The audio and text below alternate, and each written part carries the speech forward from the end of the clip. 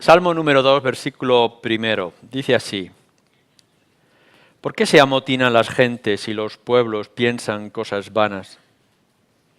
Se levantarán los reyes de la tierra y príncipes consultarán unidos contra Yahvé y contra su ungido, diciendo: rompamos sus ligaduras y echemos de nosotros sus cuerdas. El que mora en los cielos se reirá. El Señor se burlará de ellos. Luego hablará a ellos en su furor y los turbará con su ira. Pero yo he puesto mi rey sobre Sión, mi santo monte. Yo publicaré el decreto. Yahvé me ha dicho: mi hijo eres tú, yo te engendré hoy. Pídeme y te daré por herencia las naciones y como posesión tuya los confines de la tierra. Los quebrantarás con vara de hierro, como vasija de alfarero los desmenuzarás. Ahora pues, oh reyes, sed prudentes, admitid amonestación, jueces de la tierra. Servid a Yahvé con temor y alegraos con temblor. Honrad al Hijo para que no se enoje y perezcáis en el camino, pues se inflama de pronto su ira. Bienaventurados todos los que en Él confían. No vamos a analizar el Salmo, aun cuando sería hermoso poder ver en todas sus partes, pero lo que sí podéis ver en este Salmo es que lo que está tratando es acerca de el rey y el reinado. Y sabemos, a la luz de toda la Escritura, del reinado a quién se refiere, o del rey, sino de nuestro Señor Jesucristo. En teología, en la doctrina, cuando estudiáis acerca del Señor Jesús, encontráis que se habla de los oficios de Cristo. Y de esos oficios o de esas funciones de Cristo, que es el de ser rey, ser profeta y ser sacerdote. Quizá podríamos encontrar otros términos que definen la obra y la función de nuestro Señor Jesucristo. Pero estos tres siempre van unidos. Quizá incluso en relación a lo que nos dice el profeta Zacarías, si leéis en Zacarías capítulo 6, en el versículo 13 se pueden ver esos tres oficios. Él edificará el templo de Yahvé y él llevará gloria y se sentará y dominará en su trono y habrá sacerdote a su lado y consejo de paz habrá entre ambos. Este versículo, el profeta está hablando de cómo va a obrar él en edificar su templo y de cómo lo hará sentándose en el trono, rey, y habrá entonces sacerdote definitivo, como dice Hebreos, y consejo de paz o de la información como la palabra de Dios o profeta. No entraremos en las diferentes otras maneras de verlo, pero sí estos términos, y hoy que vamos a mirar el término de Cristo como Rey, es algo que se puede descubrir desde el principio de la historia o desde el principio de la Biblia, desde Génesis, hasta el final de las Escrituras. ¿Cómo podemos ver que nuestro Señor Jesucristo es ese Rey que establece ese reino hasta el confín de los tiempos y todo lo que eso implica para nosotros? Como podréis ver, no es simplemente que Cristo es o hace algo, sino que se va a proyectar en nuestras propias vidas. Así que definimos lo que es ser rey en las Escrituras, cómo lo podemos ver a lo largo de la historia y cómo nos afecta a nosotros. Volviendo entonces al Salmo que hemos leído, al Salmo 2, nos dice en el versículo 6, pero yo he puesto mi rey sobre Sión, mi santo monte, hablando de la situación general del ser humano, no en las cosas físicas, materiales, externas, sino del corazón, que hay una rebeldía de aquellos que se consideran a sí mismos reyes aun cuando vemos una situación difícil y complicada, lo que nos dice el Salmo es que Dios, Él, yo, he puesto a alguien ya en el trono. Entonces nosotros debemos de empezar en esa declaración. Lo que nos está diciendo es que el reinado de aquel que había de venir es un decreto del Padre. O sea, cuando hablamos de Cristo como Rey, lo que estamos diciendo o va a definir las Escrituras es que es Cristo Rey porque Él ha recibido la declaración del parte del Padre. ¿Dónde empieza todo eso? ¿Dónde se hace esta afirmación y esta declaración? ¿Dónde se encuentra el comienzo? Bueno, pues para ello tendríais que ir a Génesis 3, cuando podemos ver que el ser humano ha caído por la desobediencia. A partir de ahí, todo lo que era el paraíso, el gobierno santo de Dios en aquel lugar se ha dañado y por tanto el mundo ahora queda de alguna manera bajo el dominio de Satanás. Recordáis, y podéis leer algunas partes, que Satanás se le llama o se le considera el príncipe de este mundo, que de alguna manera su influencia, porque ha sido dañado el corazón del hombre o el alma del hombre, su influencia alcanza al ser humano. Así que en el momento que Adán y Eva se dan cuenta que están desnudos, desprotegidos, en vergüenza y en pecado, pierden la comunión con Dios, deberían de esperar la destrucción o el castigo de parte de Dios, pero hay en esa misma situación una declaración contundente, en la cual se anuncia que en el futuro, Génesis 3, vendrá alguien que pisará la cabeza de esa serpiente o la cabeza de este príncipe del mundo.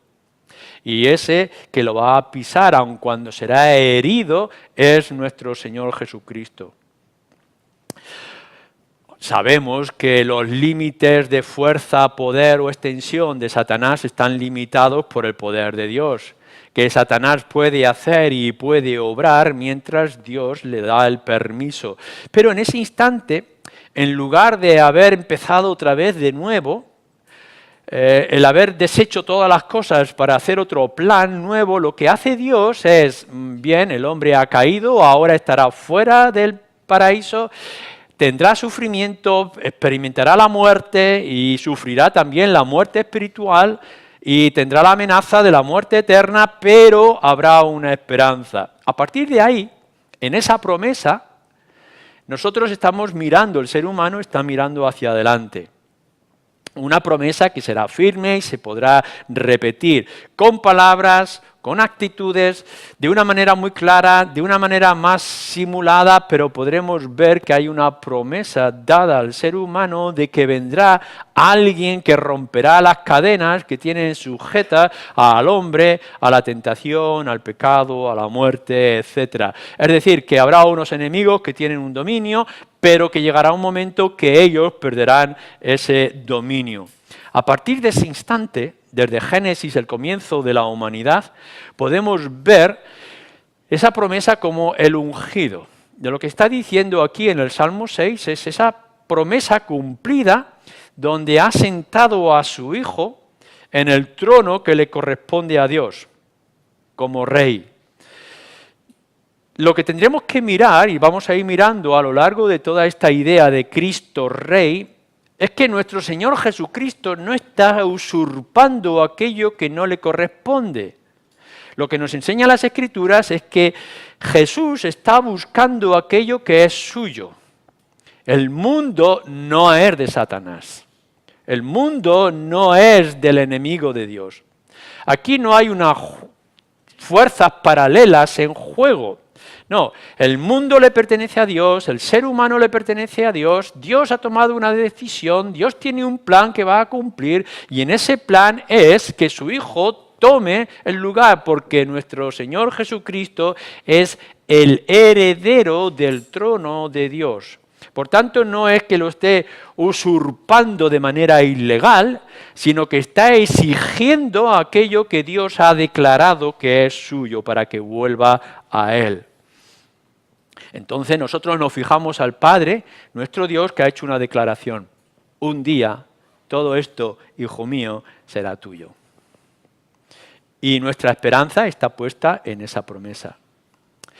A partir de ese instante, pasamos al punto 2, todo lo que nos enseñan las Escrituras, desde el Génesis hasta el final, es el anuncio y la espera de ese cumplimiento del plan.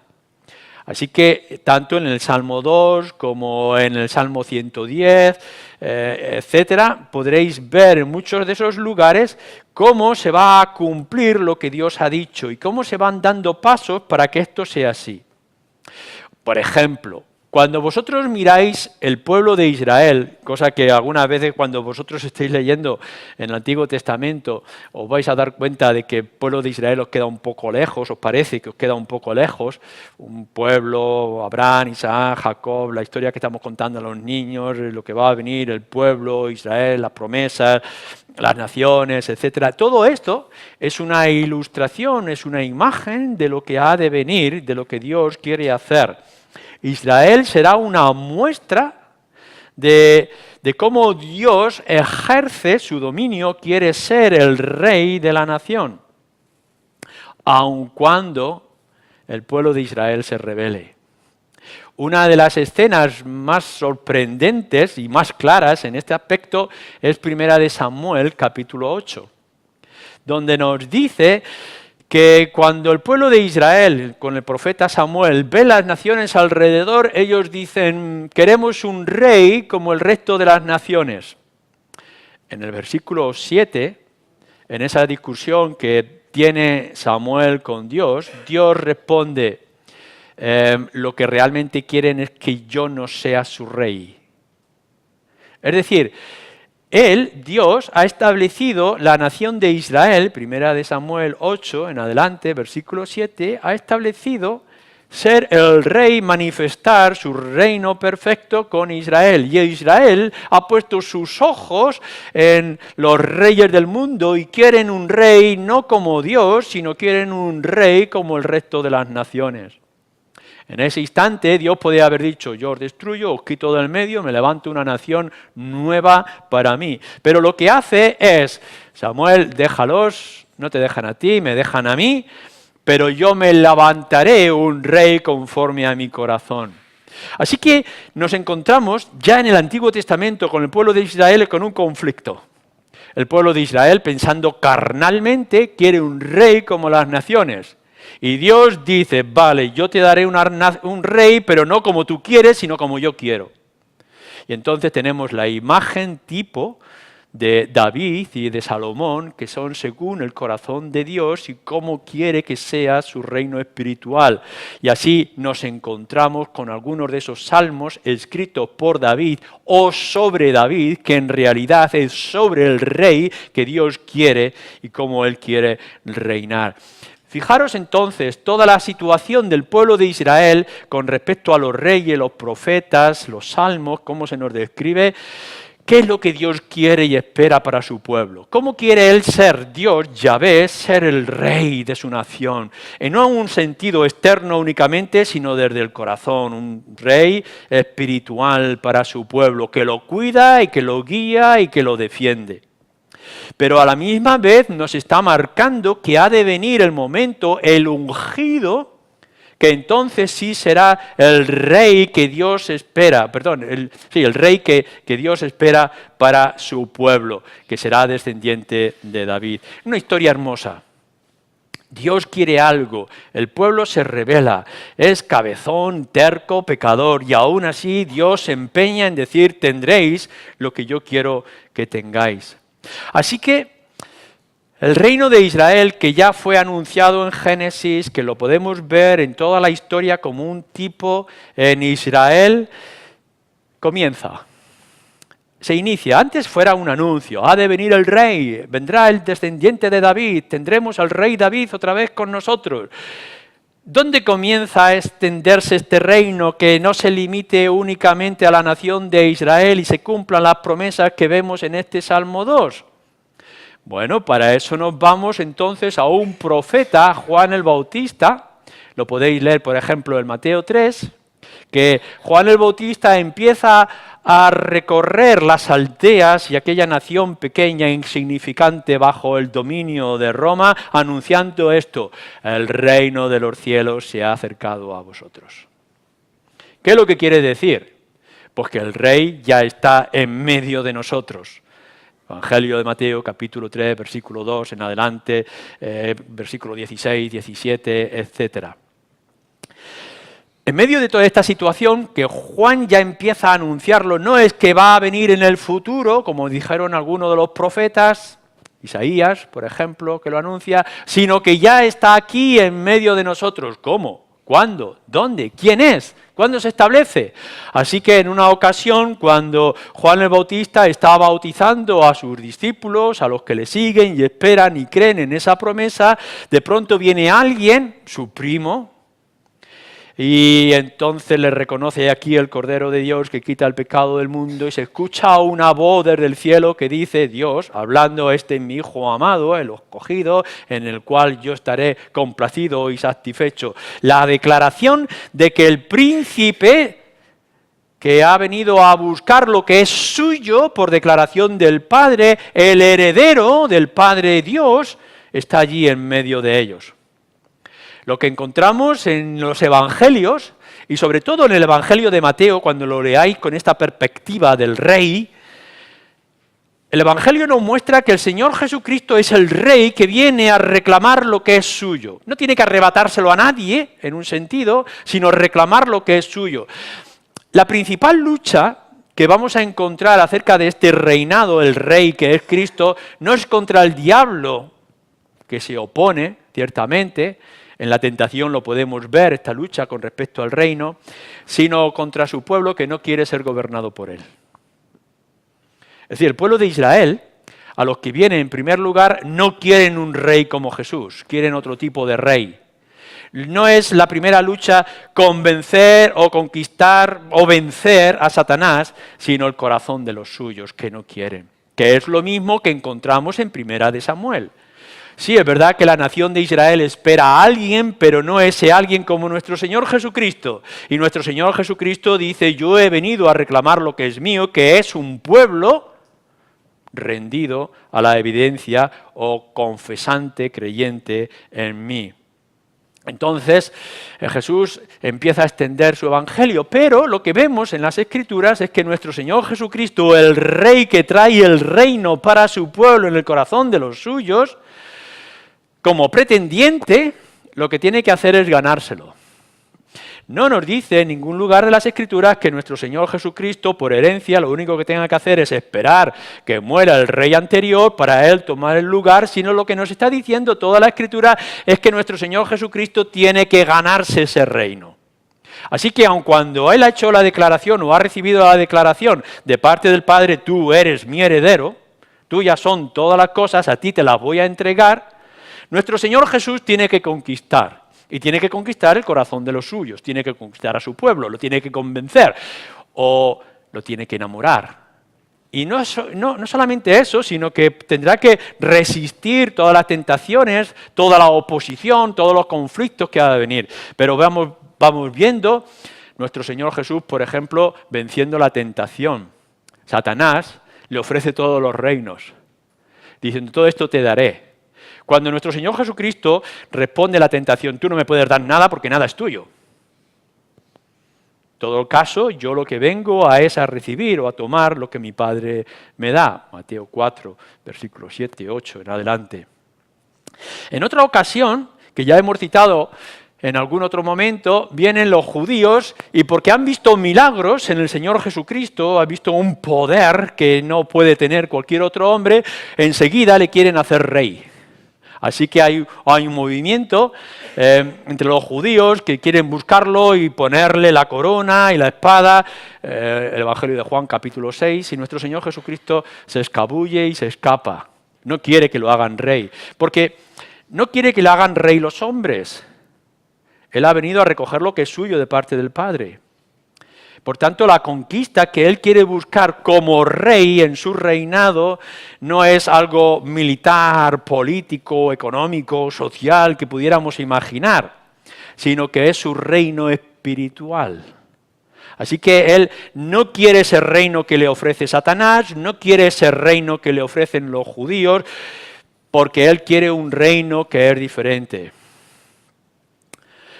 De todas maneras, a lo largo del Evangelio de Mateo, los demás evangelios, vemos algo interesante. En cierta ocasión, cuando nuestro Señor Jesús todavía está en el pesebre, vienen unos magos preguntando, unos sabios que vienen de Oriente, y se acercan al rey Herodes en su palacio y le preguntan, ¿dónde podemos encontrar al rey de Israel? Fijaros el contraste.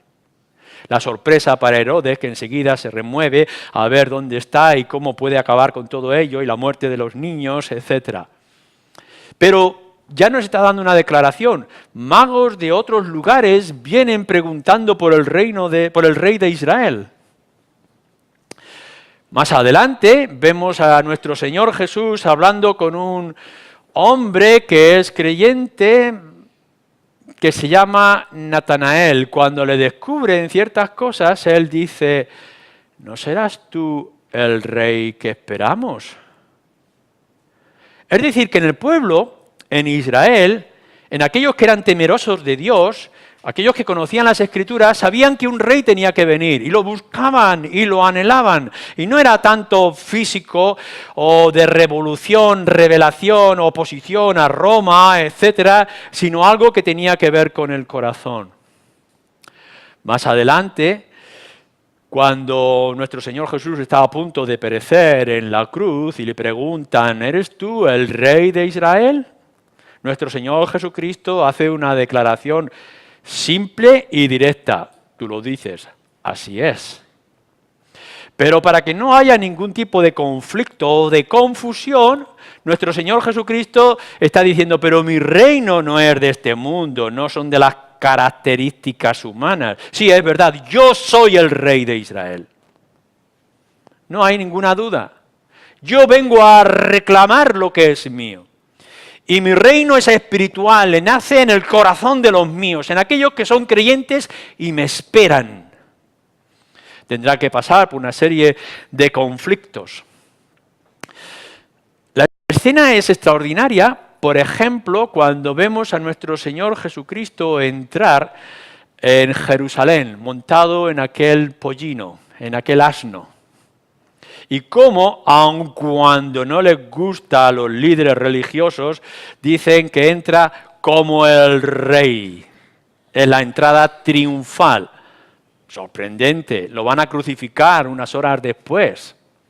Pero está mostrando la realidad de la historia de Israel, que es nuestra historia. Nuestro Señor Jesucristo, aquel carpintero sencillo, está declarando y reclamando lo que es suyo, aquello que se dijo en el pasado y que los creyentes han esperado durante toda la historia. Él es el Rey. Pero no solamente eso, sino en el momento que Él se declara, lo reconocen, lo crucifican, pero cuando lo crucifican con un cartel sorprendente que los judíos incluso quieren quitar. Este es el Rey de los judíos. Extraordinario. Los judíos no lo quieren. Los romanos incongruentemente y en ignorancia ponen el título. Y nuestro Señor Jesucristo en el momento final dice, ese soy yo. Cristo el Rey. Pero lo que a nosotros nos interesa en este marcar el paso y cómo el Señor Jesús va extendiendo su reino en los inicios y se declara públicamente en lo que Él es, el Rey espiritual del corazón de su pueblo, hay algo que es importante y que hemos declarado y anunciado en otras ocasiones. Donde está el Rey, está el reino. No es que haya un reino sin rey. No, es que donde el Señor Jesús pone su pie o pone su obra, allí se establece el reino. Lo que quiere decir es que nosotros tenemos durante un tiempo el corazón vacío. Está alejado de Dios. En realidad nuestro corazón pertenece a otro porque estamos encadenados al vicio, al pecado, al rechazo, desobediencia de Dios. Pero entonces Cristo se presenta por medio de su Espíritu, rompe las cadenas, volvemos en sí, nos damos cuenta de nuestro estado y reclamamos a Cristo en ese mismo instante, empezamos a ser parte del reino de Cristo. No es que lo éramos sin rey, no, sino que Cristo viene, rompe las cadenas y establece el reinado que es suyo sobre nosotros. Y poco a poco establece las bases. Cuando nuestro Señor Jesús empieza a formar su pueblo y anuncia, ahora tendréis que ir a todas las naciones proclamando estas cosas, nos dice la Escritura algo importante también con respecto a Él. Jesucristo, por tanto, recibe toda la autoridad de parte del Padre. Mientras el Señor Jesús está conquistando, ha vencido a Satanás y las tentaciones, ha rechazado las provocaciones del pueblo de Israel, se ha manifestado y declarado que Él es el Rey en las promesas de todo el Antiguo Testamento. Fijaros lo que nos dice en Efesios capítulo 1, con respecto a nuestro Señor Jesucristo. Así que vosotros leéis este pasaje en Efesios, versículo 20, capítulo 1, versículo 20 en adelante.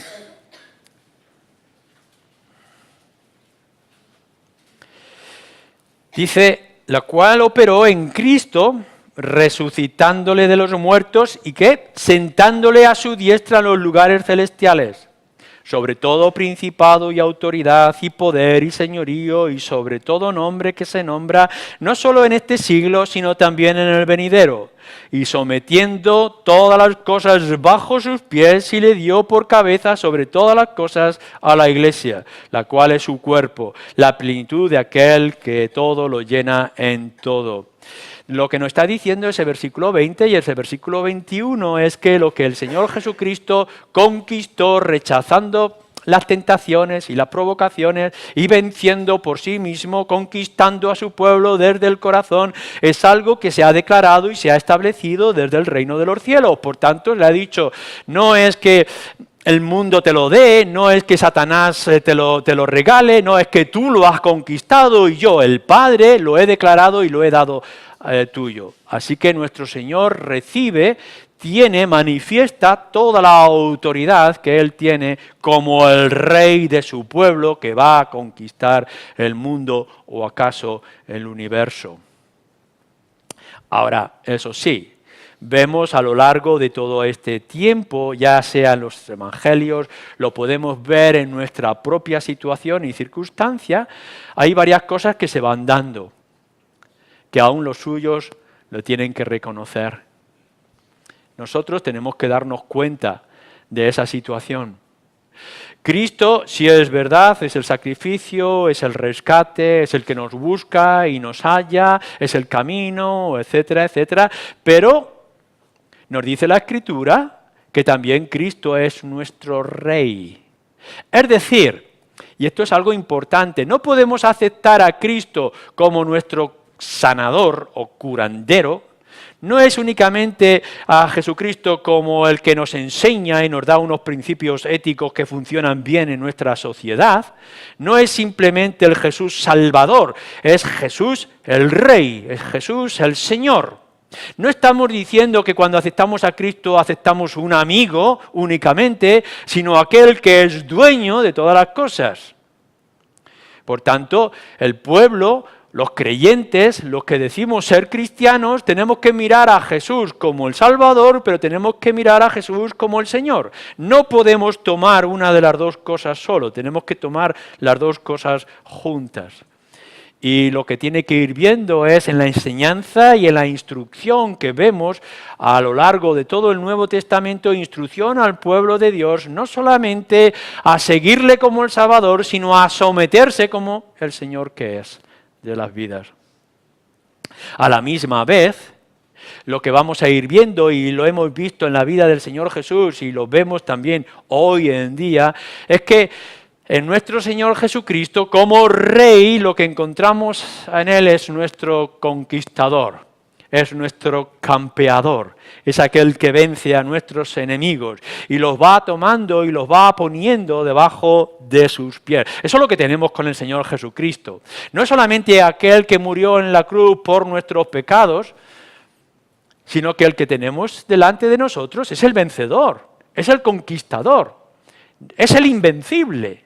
Y va poniendo a todos sus enemigos debajo de sus pies. Así que, en primer lugar, lo que nos está diciendo el Evangelio es: yo he visto a Satanás caer, lo tengo vencido, es mío. Pero no solamente eso, sino que además he vencido el pecado. Lo que era una deuda inmensa que no podríais solventar vosotros, yo la he eliminado por completo. He vencido el pecado. Ya no hay condenación para vosotros.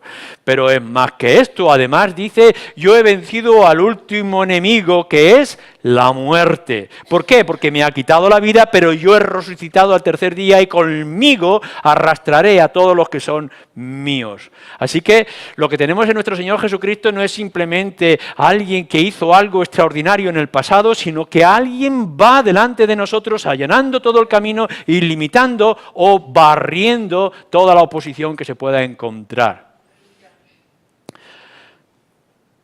Bueno, lo que sí es verdad es que todavía no se ha levantado la última batalla.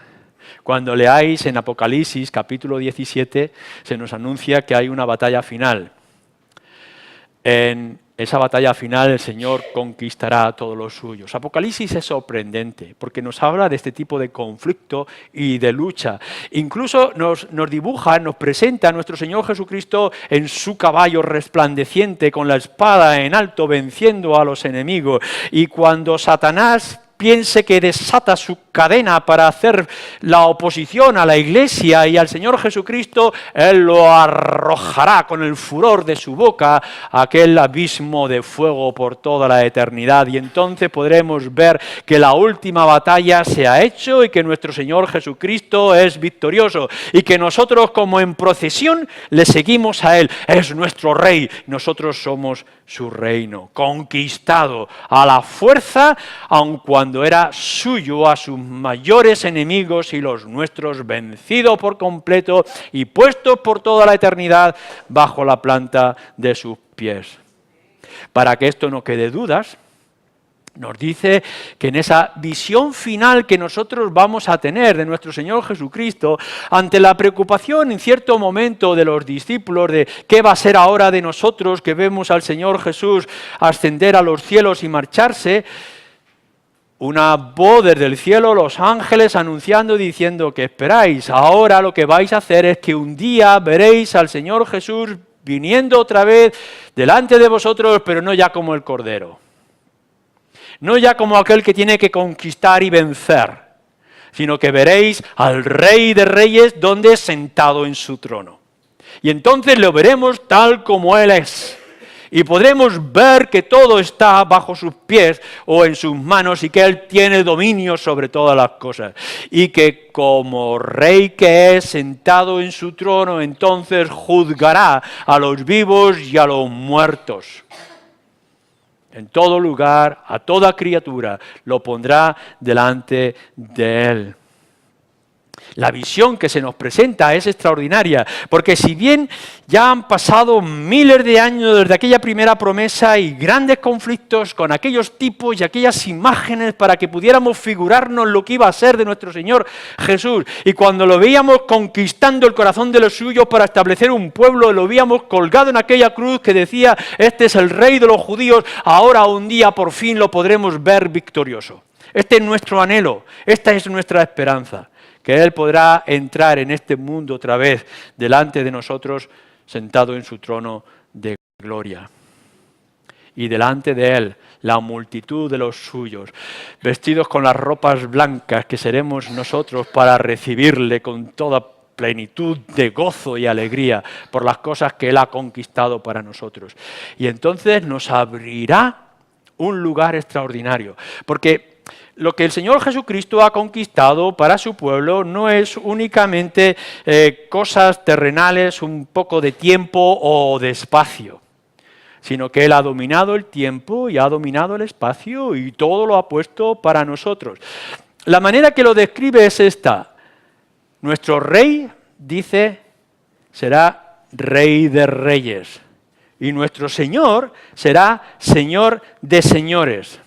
Es decir, que nosotros hemos sido conquistados por Cristo, no para ser únicamente súbditos, siervos, esclavos de algo, sino que lo quiere representar o mostrar diciéndonos que nosotros, los creyentes, vencidos y conquistados por nuestro Señor Jesucristo y apartados de todos aquellos enemigos que teníamos de nuestra alma, seremos colocados como reyes y como señores. Lo que esto significa no lo sé, pero que es extraordinario la imagen que nos trae sí que es. ¿Qué aplicaciones o qué implicaciones tiene esto? Bueno, creo que hay al menos 3 cosas que nosotros tendríamos que tomarnos para nosotros ante Cristo Rey, desde el inicio hasta el final, cuando lo veamos en su trono viniendo a por nosotros. Lo primero, Cristo reina o debe de reinar en el corazón de los suyos. Tiene que entrar en nuestra entraña y en nuestra esencia y en nuestro ser y nos tiene que transformar. Tendremos que observar que Cristo ahora es el Rey y a Él le pertenecen todas las cosas. No te quedes con nada que no te pertenezca, porque todas las cosas son suyas. Tú eres de Él. Y Él tiene que reinar en el corazón. No solamente son los gestos, no es la pleitesía, sino un corazón conquistado y vencido. Lo que tendríamos que mostrar es que, fijaros bien, la iglesia cristiana no es el reino de Dios. Es una manifestación del reino de Dios. Pero la iglesia se queda pequeña.